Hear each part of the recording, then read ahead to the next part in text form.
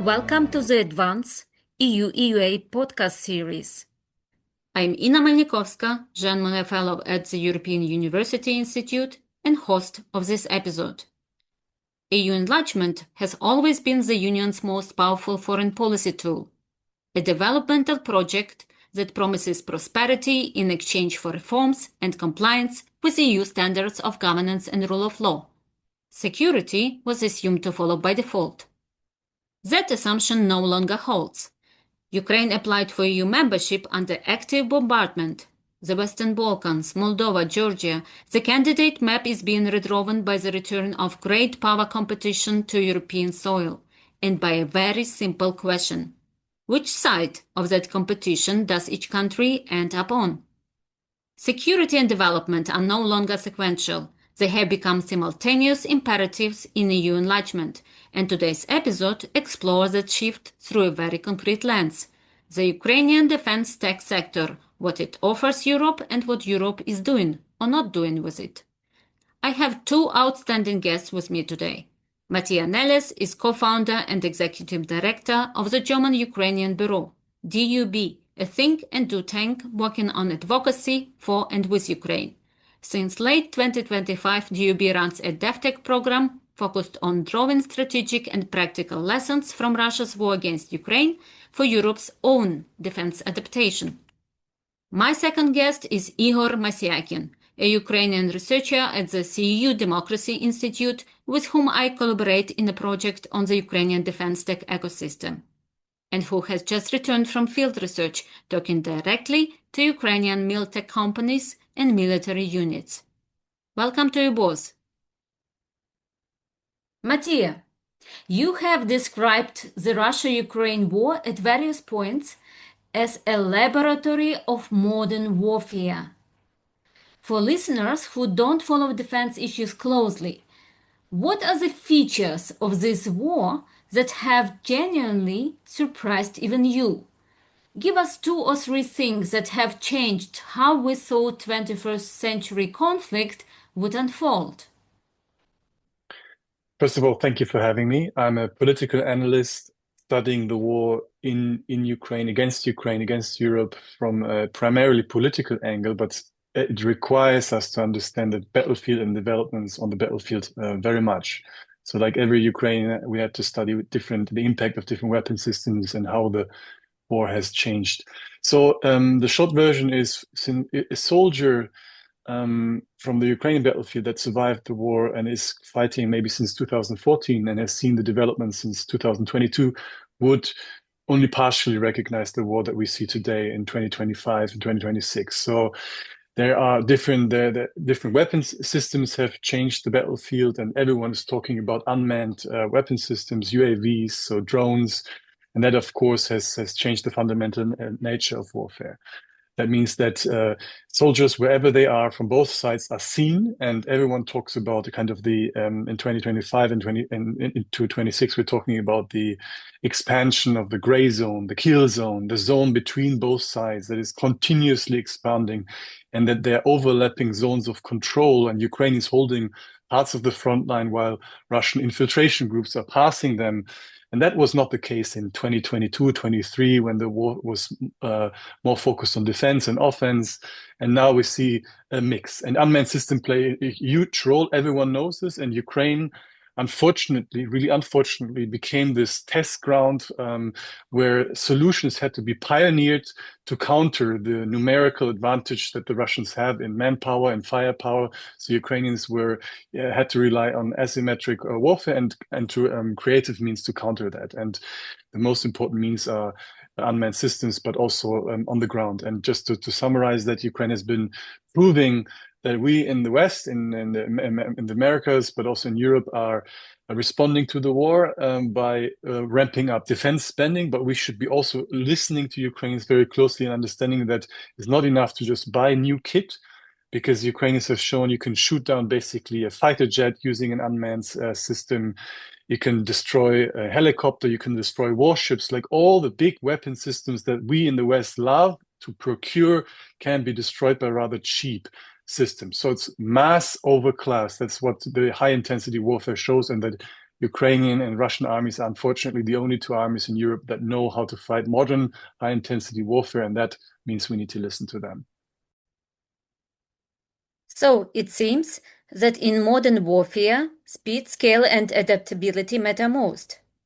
Igor, give us a brief overview. What is the Ukrainian defense tech sector and its ecosystem today?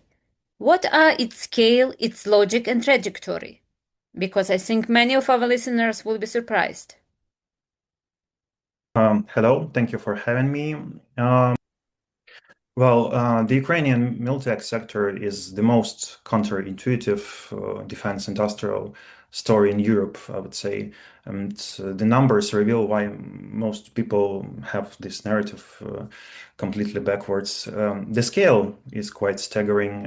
Ukrainian defense production capacity grew from essentially zero in 2022 to approximately $35 billion by 2025. The Brave One cluster, Ukraine Defense Innovation Platform, run co-jointly by Ministry of Defense and Ministry of Digital Transformation, has registered over 2,300 companies in just 3 years. And private investment went from 5 million in 2023 to over 105 million in 2025, a 21-fold increase. But here's what shocked me during the field research. Roughly 80% of Ukrainian frontline technology currently deployed by Ukrainian forces comes from this domestic ecosystem. And majority of operational systems aren't imported aid. They are domestically innovated and produced. And the logic is radically inverted from how traditional Western prime works. One founder I interviewed described a cycle that a battalion commander messages him on Monday morning with the specific capability gap they encountered in the operations. And we ask for the prototype to amend the prototype on Tuesday, and next week we already use this updated prototype in actual combat conditions. So we can see that Ukrainian business cycle or cycle of application of the systems is different from what we can see in Europe, where the traditional cycles are 12 to 18 months. And this gap isn't incremental. What surprised me most was the push factor.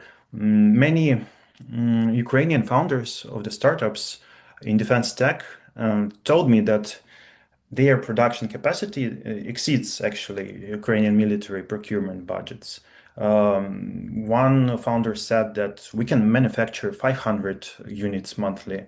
Ukrainian forces are ordering 200. We have capacity for 300 more. So we need more European procurement commitments and capital to maintain this production scale. I see. So it's impressive rise of the sector and innovative ecosystem, particularly from scratch within a few years. And the question is now how to learn and potentially replicate this experience in Europe.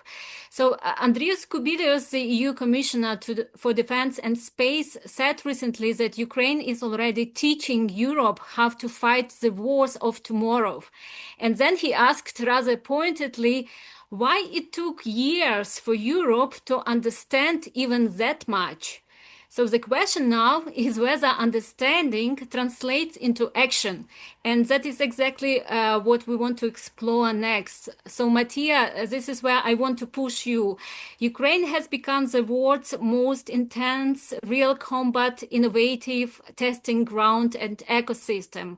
And yet, our research with Igor shows that EU financing barriers, institutional barriers, are actively pushing Ukrainian defense startups towards American venture capital rather than European capital.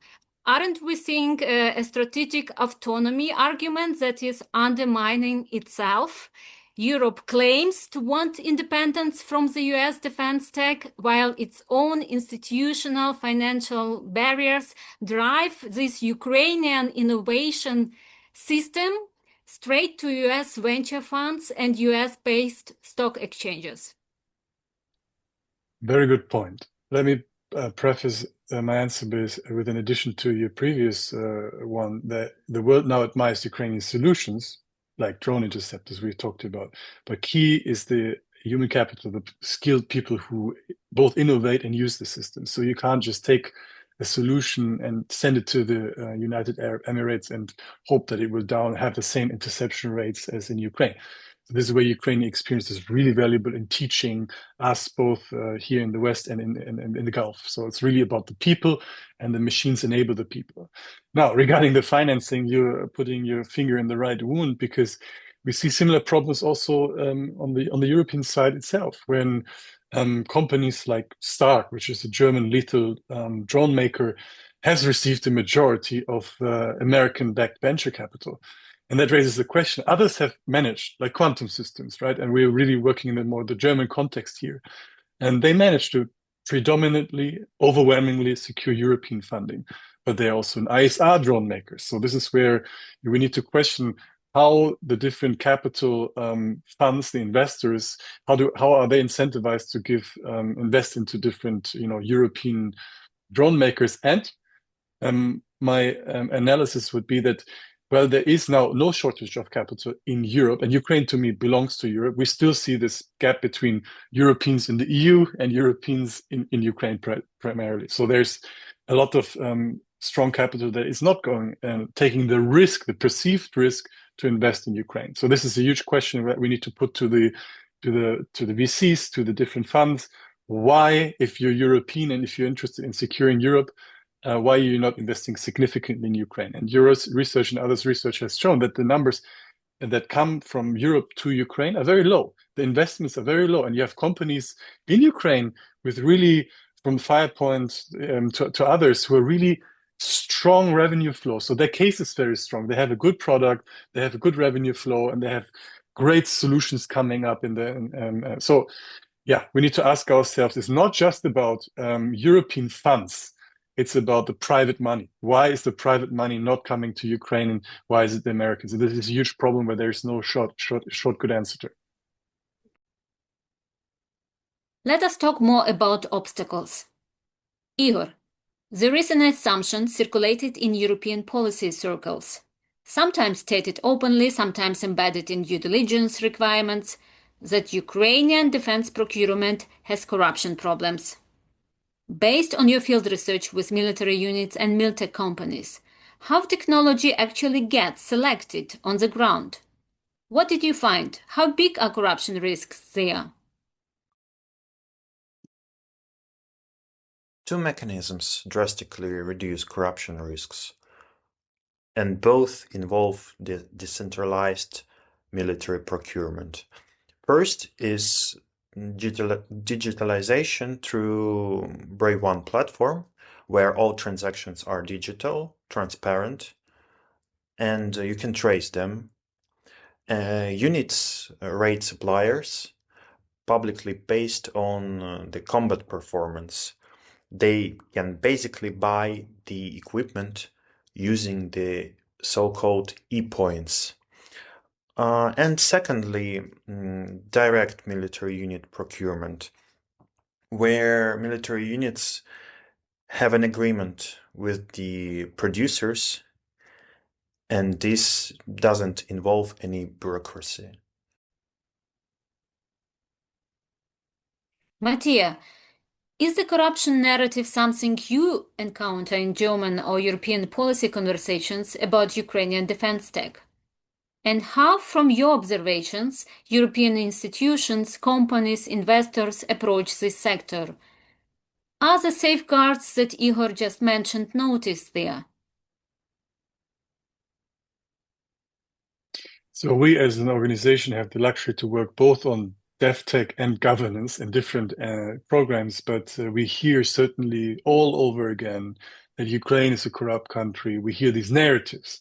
But then when you look into the details and when you speak with German companies or companies doing business with Ukraine or government trying to invest into Ukrainian defense industry, that gets, you get to the expert level where people understand, as Igor was saying, this is a very agile, innovative business where corruption might occur. But the punishment for it is severe also from a society that doesn't accept that anymore, right? So we had, and there will continue to be corruption scandals in Ukraine, also in defense. We have to be honest. It's a big, there's a lot of money splashing around, and but there are correction mechanisms, there are oversight mechanisms. So there's independent agencies overseeing and investigating grafts. So I think that it's more of a narrative control, narrative issue, and there are control mechanisms at play. Mattia, I want to flip the standard framing now. The conversations about Ukraine and European defense are almost always about what Europe gives Ukraine. But let me ask the reverse. What is Ukraine actually contributing to European defense right now? Not in 5 years, not after accession, but today. You have been watching how European-Ukrainian joint ventures develop in this space. So what does industrial cooperation actually look like in practice? I can start in saying that one more reason for against corruption is the feedback loop that also is, by the way, great when it comes to innovation. Igor was saying that short innovation loops and the feedback loops also go with problems. If the army units get delivered stuff that doesn't work and there might be corruption involved, they're the ones to flag it. But when it comes to companies and what we can learn from them, there are specific cases now that Ukraine, is scaling up this year. It's built with Ukraine. The big motto for 2026 of the Ukrainian government to not just export weapons. This is one selected areas where they will be licensed so that Ukrainian producers can get contracts from abroad, from Saudi Arabia, for instance, or we will see who gets the licenses and the permits first. But they also this jointly construct things. Like last year, we had the first case, which was presented now in the Munich Security Conference, where Zelensky was ceremonically handed over the first jointly produced drone.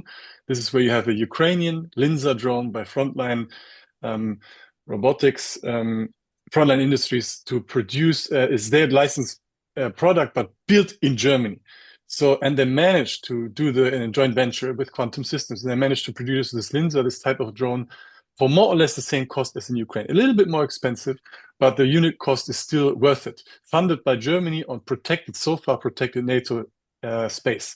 So that makes the case for Ukrainian solutions tested and adjusted with this close feedback loop, but produced on German soil. And this is something that is now being scaled up. There are more joint ventures that were announced, more will be signed. So this is something where you see Ukrainian solutions being scaled up by Europeans with Europeans, but keeping the intellectual property with Ukraine and just using our financial capability and our industrial production capacity. Igor, the European defense finance programs are becoming more and more open to Ukrainian defense tech companies, but the access barriers remain. When European policymakers designed these programs and frameworks, they presumably wanted to support Ukraine and help these companies to enter the EU. What are they getting wrong? Policymakers designed frameworks with good intentions but failed to tailor criteria to Ukrainian realities. Ukrainian firms achieve operational validation through combat in weeks. Then they build institutional infrastructure while scaling. European programs, the European Defence Fund, InvestEU, Horizon Europe, require institutional maturity first. Audited financials, ISO certificates, formal governance, that it is backwards for wartime firms. Policymakers design programs without consulting actors who implement them on the ground.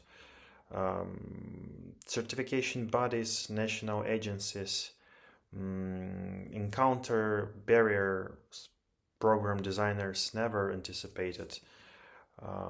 Requirements that look reasonable on paper become very hard for Ukrainian firms with combat-proven technology, but minimal institutional infrastructure. I would say that solution is to involve implementation actors more, banks, certification bodies, into policy design consultations.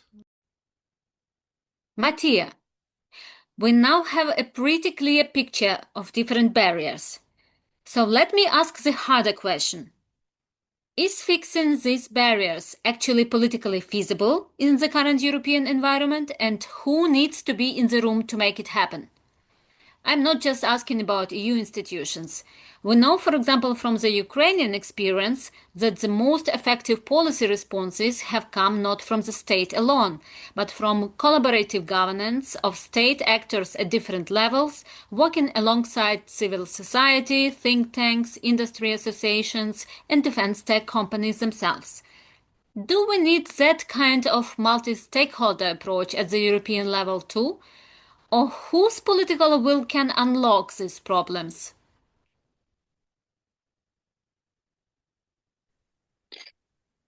Of course I do, but we need to look at defense as a prerogative of the member states, right? We're now talking about, joint procurement mechanism or joint financing mechanisms, but there are big national interests involved. And if you look at, for instance, Germany, and I look at defense mostly from a kind of member state perspective, so adding to your discussions from that perspective, from that vantage point here. Germany did not request money from the SAFE program. Germany is using national debt to finance it, and it views all the EU programs rather skeptically. Yeah, its companies are happy to be included in certain, procurements, whether it's from other countries, NATO, Eastern flank countries, they're happy to be included. But Germany views this rather skeptically. So a lot of decision makers in Germany think that the kind of Europeanization of funds will make it more complicated. So there are also industrial interests which we need to tackle. Yeah, and this is not always an easy and straightforward. We have the old primes, the Rheinmetalls, and what are they called, who have their own interests, and they don't always coincide with the interests that we might say should be pan-European. Yeah, why should Germany procure its own drone interceptor solution, develop its own, while it could already buy Ukrainian ones? Yeah, of course you want to have a sovereign solution on your own soil, a German company, but the Bundeswehr was testing and prototyping with one company, and they just have this month or this quarter first prototype, while Ukraine for over a year is using effectively drone interceptions, right? So I'm asking, from an industrial policy interest perspective, it makes sense to have your own players. But just for effective solutions and cost effectiveness, it would be just best to procure Ukrainian stuff. So we need to navigate that. And one last thought, there are even regulatory issues which all boil down to political will. We have the so-called country list in Germany. There's also pan-European, I guess, but Ukraine is listed in this category of dangerous countries. That has an effect that Ukrainians cannot be simply employed in defense tech companies. They can. So I know many good Ukrainians working for defense tech companies, but not in the sensitive areas. They can't be in the R&D, and this like cuts our own hand off, right? So if you have a German debt or a Ukrainian defense tech company working in Germany, they can't employ Ukrainians because otherwise they would lose clearances or access to certain information. So this is a huge thing. This requires political will to solve that. Ukrainians are treated the same way as Norwegians are, so that they can work in Airbus and all the defense companies, aviation industry, in the European Commission, and that is all boils down to political will. So what we are seeing is national interests overriding pan-European benefits, at least in some of the larger member states. But is this the whole picture? Are there countries in the EU that are doing this differently, that could serve as models for how national strategies can actually build toward a pan-European solution rather than fragment it? I'm thinking of the Nordic-Baltic cluster, which seems to be pioneering more flexible approaches and moving faster on Ukrainian access. Are they showing a way forward? And can that kind of pioneer group actually pull the rest of Europe along?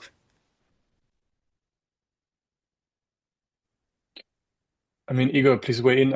My short answer is absolutely, and it helps. For instance, the only case I study a little bit more closer is Denmark, and Denmark didn't have a big weapons industry at all, rather small one, and they understood very well that they need to link and very closely link with the Ukrainians to build up their own domestic base, but also collaboration with Ukraine. And this is the key, kind of, you can't do one without the other. So this was framed even as a Danish model, right? The kind of direct procurement financing of Ukrainians, but also bringing Ukrainian, in this case, even Firepoint, part of the rocket fuel is now being built in Ukraine, built not only in Ukraine, but on Danish soil. So this is the kind of strategic linking of the industries also on your own soil. This is what the Danish were pioneering. Germans and others are copying that. So the Danes, for me, and this holds true for a lot of the other Nordic and Baltic countries as well, but they're pioneering this, viewing Ukraine as a serious player which offers solutions, and that you need to integrate with them to get to the technological edge. Igor, how do you see this? In my field research, I studied a lot of Estonian, of the process in Estonia.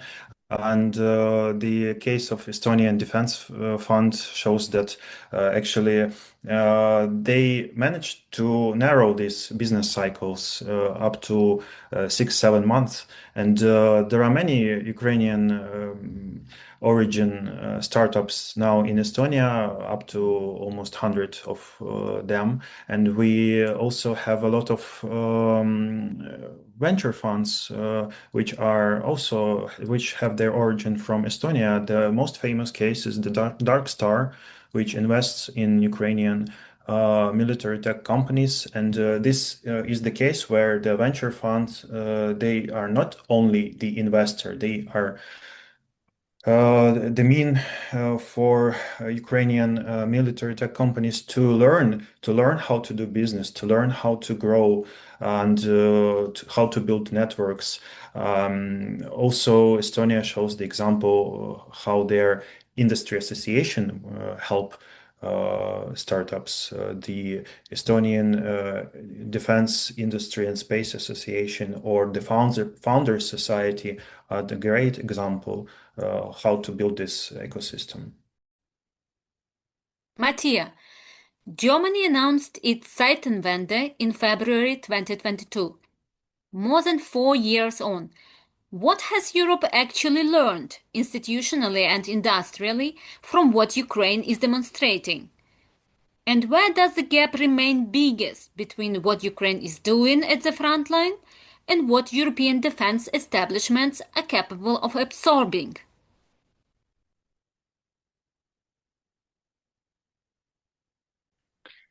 So the first part of the Zeitenwende was understanding that Russia is after basically the European peace order, and then we started in Germany allocating 100 billion. So the first procurement gaps were addressed, and now, and with the current government, we allocated finally sufficient resources, because 100 billion in the German context were quickly allocated. So now we have allocated sufficient money to kind of reach certain defined capability goals. And over the next years, Germany in total will spend around 500 billion. This is a lot of money. So the money is there. So the part of putting your money where your mouth is, that part of the Zeitenwende is achieved.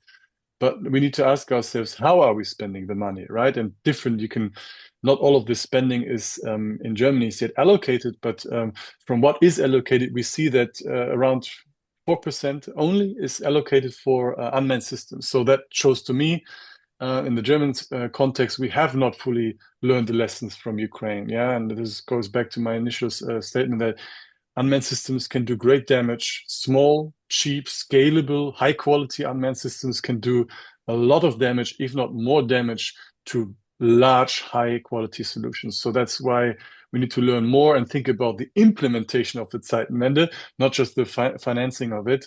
And I think Ukraine is front and center for this. If we don't, we need to look at Ukraine, learn from Ukraine, but really take the learnings to our heart, and that really and not just pay lip service. Germany is doing the first step with joint ventures, but I'm looking really how many companies from Germany are in Ukraine producing their things, in receive the feedback and improve the products that they send to the Ukrainian battleground, the battlefront, but also how many joint ventures are done on Ukrainian soil and on German soil. That is an indicator of how well the Zeitenwende is going and how much we invest into modern systems of modern warfare.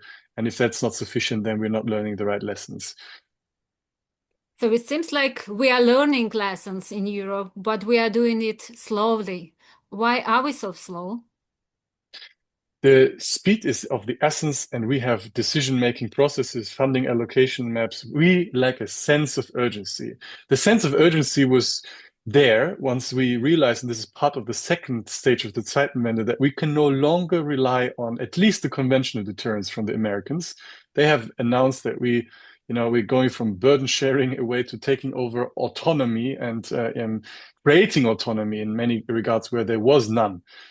So I think that there is a false sense of we might sit this out. So the sense of urgency that parts of Europe feel is not penetrating enough of Europe. So we, together with Ukrainians, need to make more Europeans understand that speed is of the essence. If we don't adapt fast enough, then it might be too late, because Russia could use windows of opportunity while we are slowly rearming and investing in our defense tech and strike at us in the next years. And if we're not prepared, then we'll be in a very, very weak position.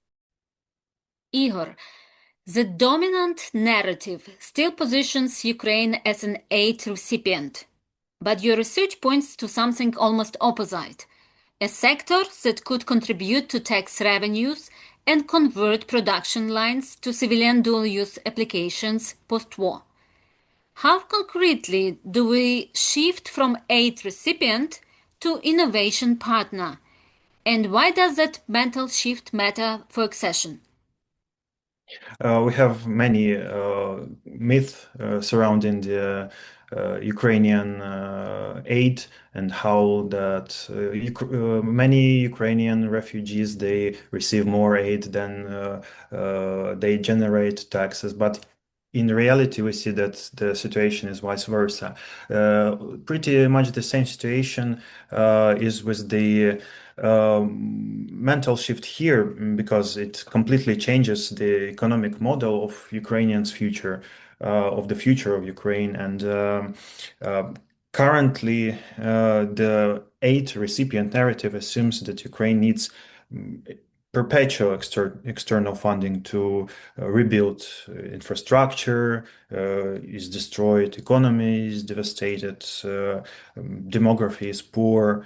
This narrative positions Ukraine as permanent fiscal liability to the EU.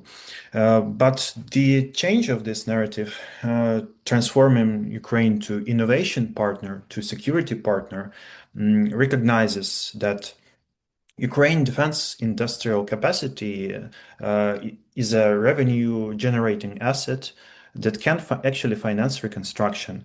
There are estimates projected that the sector is reaching potentially 3 billion of euros in annual tax revenues by 2030.